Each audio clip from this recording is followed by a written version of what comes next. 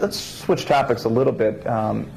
New car, it's been a good marketplace for new cars, and compared to what it was 3 years ago. And this is really directed at you, Alan, because I think new car is one of those things, particularly. We know there's many different ways to measure used car performance, everything from phone calls, VDPs, and all that. New car seems to have been stuck in 1995 mode, where you've got $20 cost per lead metrics and all of that. What are you guys doing at Walser to look at new car in a digital way differently than maybe you were even a couple of years ago? One of my bosses, we have two owners, two brothers.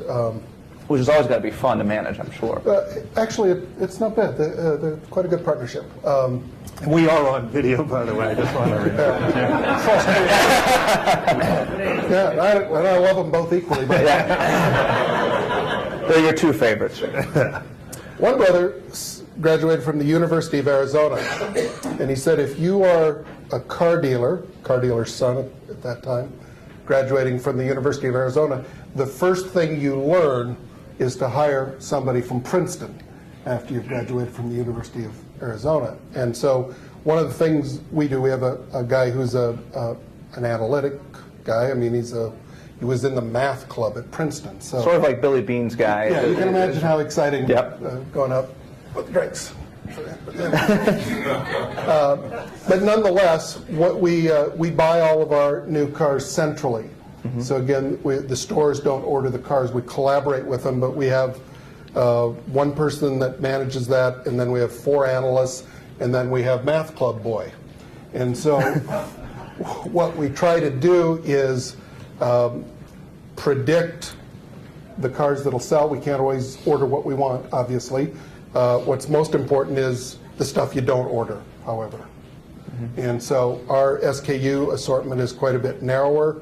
So we start there, and then we try to, because we're one-price dealership, we have to be very crafty about how we price cars.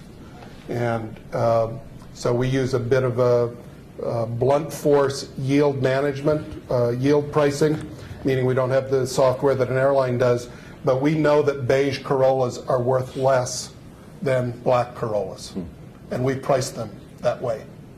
And so, and how you know that through the Math Club?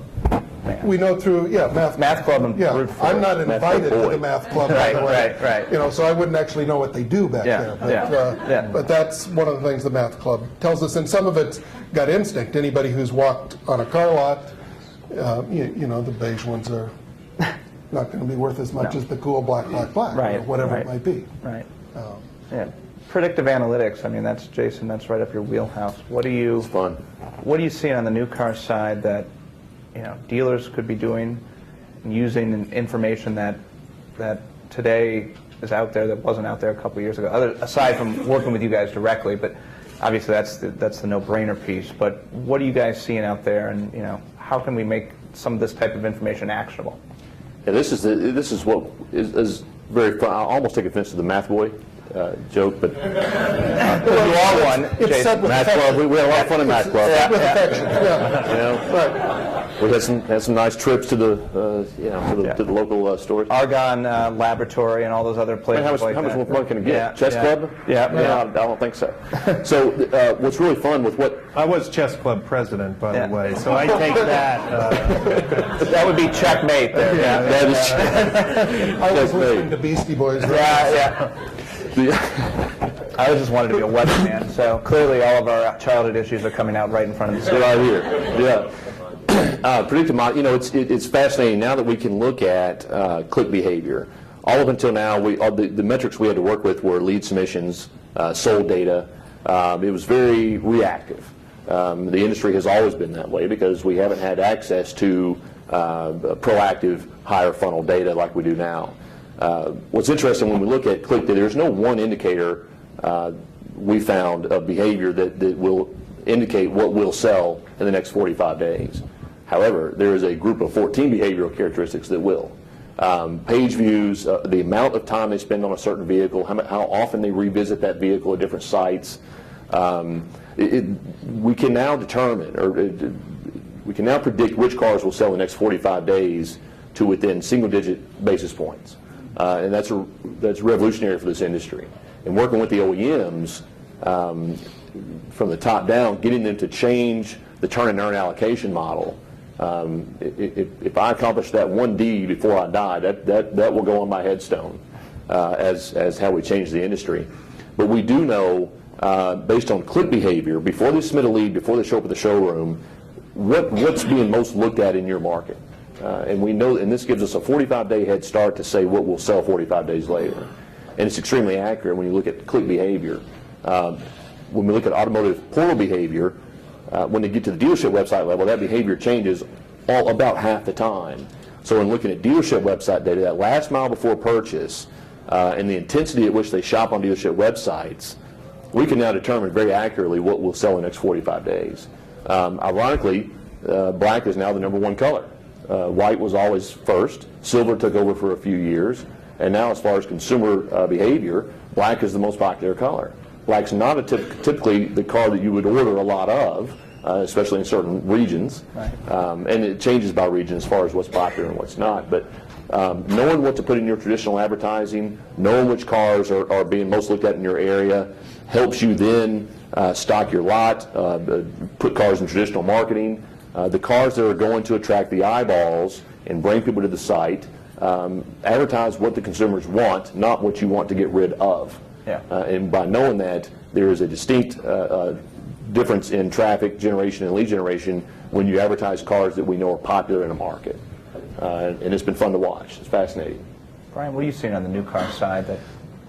Well, let me say a caveat with OEM restrictions in mind.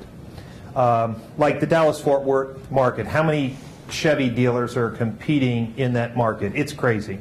So if they're all on Cobalt sites and all have a product display page with the same OEM glamour shot, what are we doing to distinguish ourselves from our competition? I'm a strong advocate that on those product showcase pages, if there was one action for you to help distinguish yourself from coming back to this conference, is get the best person in your dealership to do a personal video walk, kind of a 60-second on that vehicle, which includes the key features for that vehicle, why they should do business with you, and what is the next step. Meaning, if you're contacting us after hours, you can complete this form, and this is what's going to happen, and if it's during normal business hours. The reason why that's so important to me is that we know that they're shopping multiple dealers. We know that they're using multiple sources to narrow down their choices, but when it comes down to it, who are they going to want to buy a car from?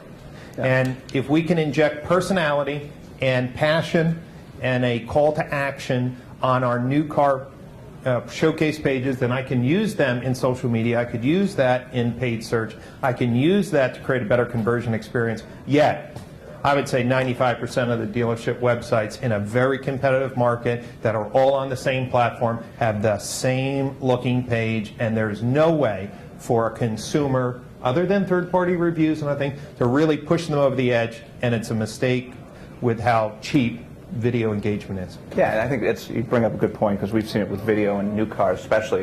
You know, it's an exciting, sexy experience, and video kind of brings that to life far better than any flat image or a review even. You get people excited about the car, they're going to get excited about coming into your store. And it's one of the shameless plug for cars, but in our new car, second phase of new car, we plan to have a enhanced video element down to the vehicle level for simply that reason, because we see it over and over again. You see that excitement about the new car that we know video works in all sorts of other areas. It really works really well on the new car side of things, that's for sure. What could we